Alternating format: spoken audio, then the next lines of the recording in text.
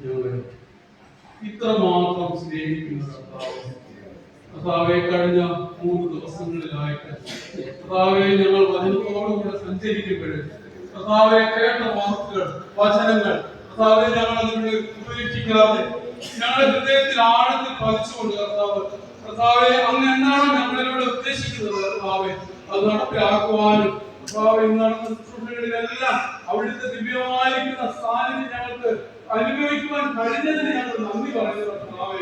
പ്രായമായവരും മുതൽ ചെറിയ കുഞ്ഞുങ്ങൾ വരെ കർത്താവെ, അങ്ങയുടെ വചനം ശ്രവിച്ചുവല്ല കർത്താവെ. കർത്താവെ, അങ്ങ് എത്രമാത്രം വിശുദ്ധി നിറഞ്ഞവനാണ് കർത്താവെ. കർത്താവെ, ആ വിശുദ്ധിയുടെ കൂടെ കർത്താവ് പറഞ്ഞു, ഞാൻ വിശുദ്ധനായിരിക്കുന്നത് പോലെ നിങ്ങൾ വിശുദ്ധരായിരിക്കാൻ കർത്താവെ, ഞങ്ങൾ വചനത്തിന് അനുസരിച്ച് ജീവിക്കാൻ കർത്താവ് സഹായിക്കണമേ. കർത്താവെ, ഇന്ന് ഞങ്ങൾ നല്ല വചനം ഞങ്ങൾ ശ്രമിച്ചുവല്ലോ കർത്താവ്, ഞങ്ങളെ കേൾപ്പിച്ചുവല്ലോ കർത്താവെ.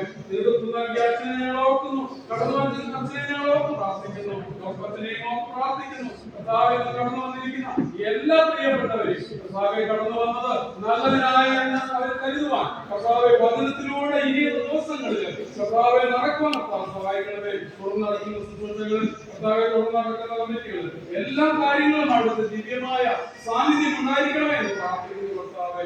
എല്ലാവരെയും ഒരിക്കൽ കൂടി ഓർക്കുക.